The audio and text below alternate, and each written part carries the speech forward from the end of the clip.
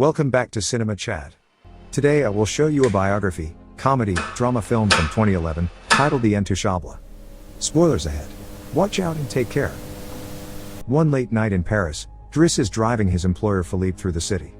When waiting in traffic gets too boring, Driss breaks the speed limit and begins driving quite fast, dodging other cars and not caring about traffic signs. This causes the police to go after him, and Driss bets €100 that he can lose them, but after driving under a bridge, the cops catch up by ambushing them from both sides. Driss doesn't look too worried though, and this time, he bets €200 that he can get them an escort. The cops make him leave the car and he starts acting then, behaving offendedly and telling them Philippe can't move and he was taking him to the hospital. The officers find proof of this when they find the wheelchair in the truck and, when approaching Philippe, they see him convulsing, which is also an act. Seeing as it's an emergency, the cops forgive Driss for breaking the speed limit and offer themselves as escorts on his way to the hospital. To celebrate winning the bet, Driss plays September by Earth, Wind and Fire, and when they arrive at their destination, he shares a smoke with Philippe as soon as the cops are gone. Driss promises he'll handle it and drives them away just before the hospital staff could find them. This friendship began many months ago. Philippe and his assistant Magali are holding interviews to find a new caretaker for him, but it isn't going too well, because all applicants have very standard or awkward answers to their interview questions. But they're suddenly surprised when Driss storms in, ignoring the fact it isn't his turn quite yet, because he only wants some papers to be signed saying they won't hire him so he can get the unemployment benefits.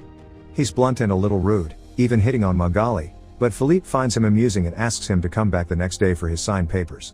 Driss goes back to his home in a humble neighborhood and tries to take a bath while all his little siblings bother him, only managing to get it done in time thanks to his sister Mina, who is a bit older than the others and more responsible.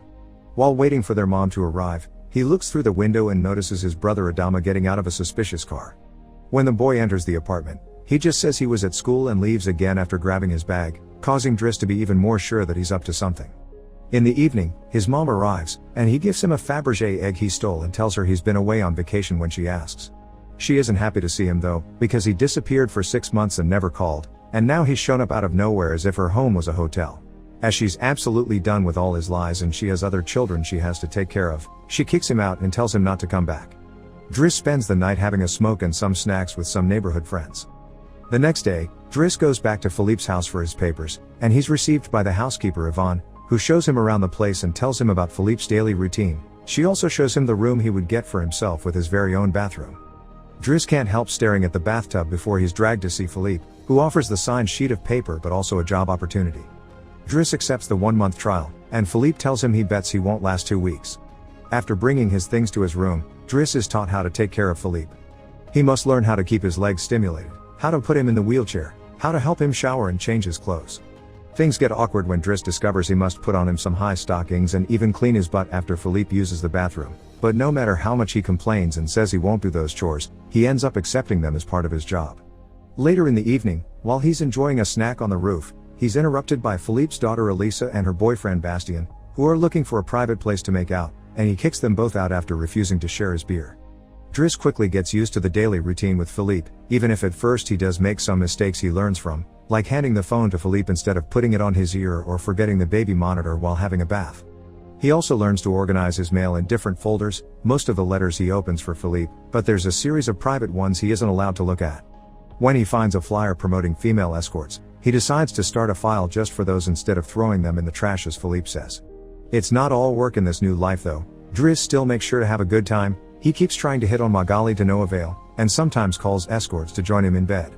One morning, after Yvonne comes to his room to scold him for being late, she finds some dangerous weapons in his bag, but she doesn't comment on them yet.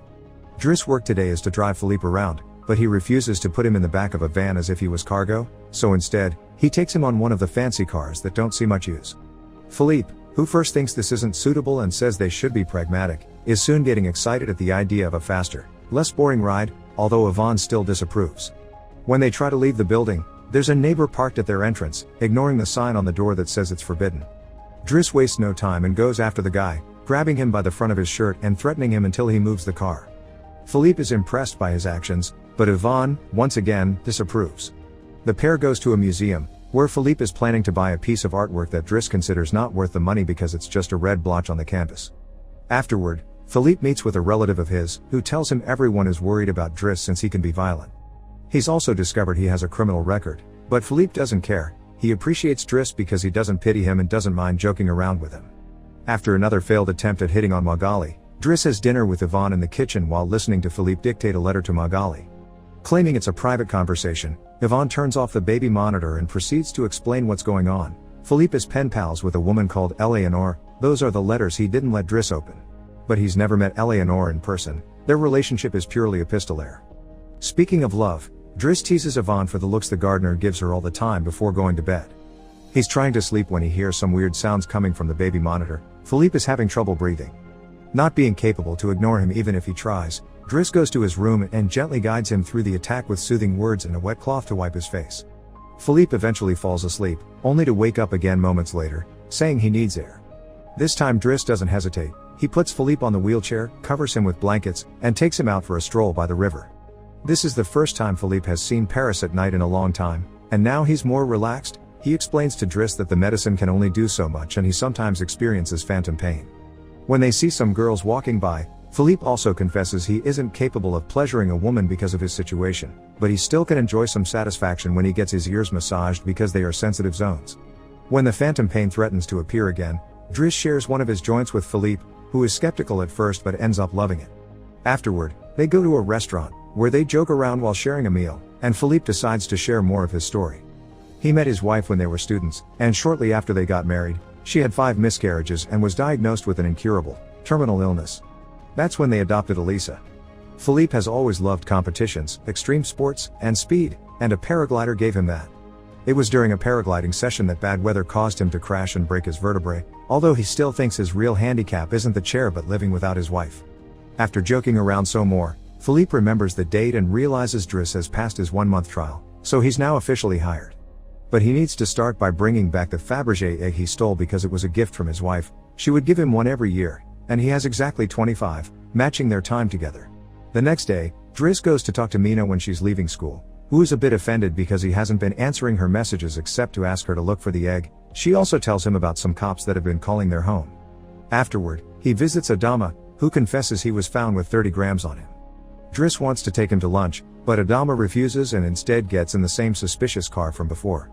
Later on, Driss is allowed to be present while Philippe dictates his letter for Eleanor to Magali. He thinks this purple prose is very boring and that Philippe should be more direct. He's also baffled to hear that this has been going on for 6 months and they never exchanged pictures. When he finds her phone number on one of the letters, he takes it as a sign and calls her, obliging Philippe to take the phone and finally speak to her outside the written word. Their conversation goes so well, Philippe is now on the phone with her all the time, even right before he and Driss attend the opera, during which Driss laughs and makes fun of the costumes. The next day, Driss convinces Philippe to accept to exchange pictures with Eleanor and chooses one of him in the wheelchair. Afterward, while he's painting, Elisa bursts into his room to ask him for cigarettes and makes fun of him for trying to be artistic. Getting angry, he kicks her out before going to see Philippe, who is currently asking Yvonne to change the chosen picture for one of him when he wasn't quadriplegic. She hides the picture inside the Escort file right before Driss burst in, complaining about Elisa and telling Philippe he needs to discipline her, something Yvonne agrees with. Philippe agrees to talk to her, but he's mostly surprised when Driss lets it slip that he's been painting. Days continue to pass, and the friendship between Philippe and Driss continues to grow. Driss takes him to play in the snow and brings him with him when he goes out for a run. Philippe gets him his first suit and scolds his daughter while Driss listens to him through the baby monitor. When Driss finishes his first painting, he shows it to Magali, who slaps him when he tries to kiss her. Philippe, however, likes the painting and promises he'll try to sell it. The two of them have a great time with each other, enjoying things like getting a faster car, sharing joints, and even hiring escorts together. When Philippe's birthday comes, he isn't very excited about it. Every year, he pretends to be surprised that they're throwing a party and has to meet with all these relatives that only come to see him on the date to check he's still alive. Philippe says it'll all be rather boring.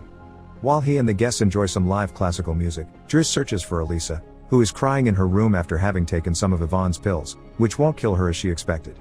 The reason why she's sad is that Bastien broke up with her and called her a tart, so she asks Driss to talk to the boy, which he accepts to do for a price. Meanwhile, Philippe is showing Driss painting to his relative and manages to convince him to buy it for 11,000 euros. Driss goes back to the dining room and chats with Yvonne, who tells him Magali is in a relationship with someone named Fred, but things are rather rocky at the moment, giving Driss hope. As the party begins to die down, Philippe makes Driss listen to some of the most important songs in classical music history, but he could only joke in response. After the band is done, he brings his iPod and plays Boogie Wonderland by Earth, wind and fire before he starts dancing right in the middle of the floor.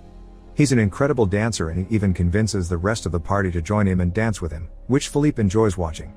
Later, when putting Philippe to bed, Driss opens Eleanor's latest letter to him.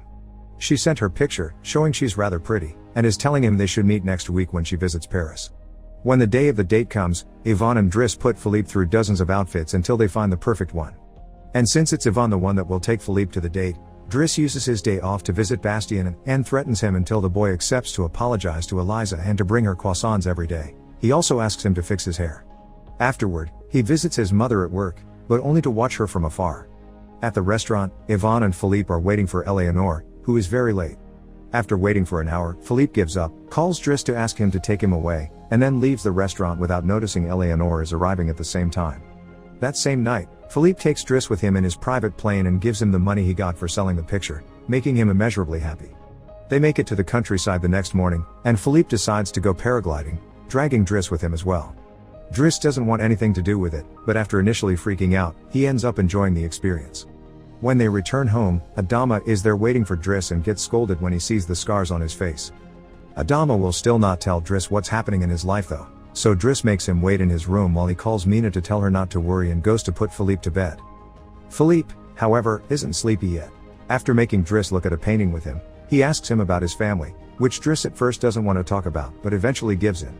It turns out Adama technically isn't his brother and his parents aren't actually his parents, they're his aunt and uncle. They fetched him from Senegal when he was 8 because they couldn't have kids, and his real name is Bakari Bassari, but because other kids had that name, they called him Idris, and that became Driss.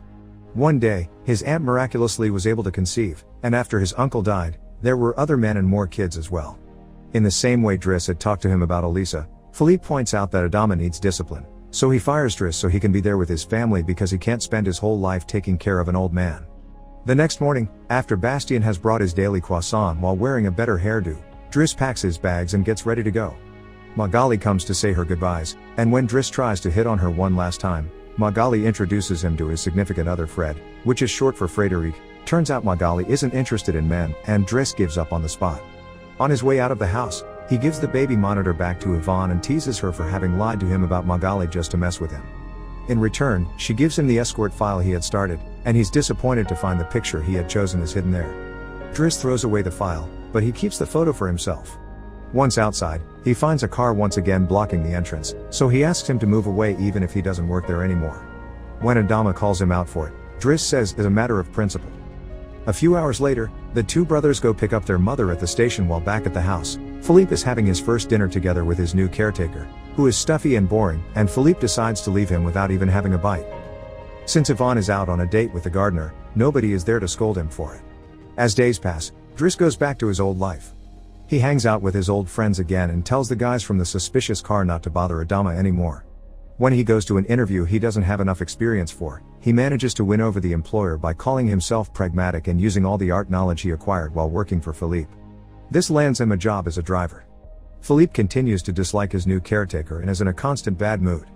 One night, he refuses anyone in the house to help him with his phantom pain, so Yvonne calls Driss and asks him to come over. That's how they find themselves in the situation from the beginning, with the cops chasing after them first and escorting them to the hospital later. After that little adventure, Driss drives Philippe to the coast, and the sight of the sea helps Philippe calm down. Sometime later, Driss takes care of Philippe's overgrown beard before taking him to a restaurant for lunch, but he doesn't stay, because someone else will be making Philippe company today. Driss wishes him luck and finally gives him back his egg before leaving, and Philippe starts worrying about being alone until he sees who his date is, Eleanor, who is delighted to see him and doesn't mind the chair at all. The real Count Philippe Pozzo di Borgo now lives in Morocco. He has remarried and has 2 daughters. The real Driss, actually called Abdel Yasmin Selou, has his own firm and is also married with 3 children. The 2 men continue to be very close friends to this day. Make sure to subscribe and turn on notifications so you can watch more videos like this. Thanks for watching.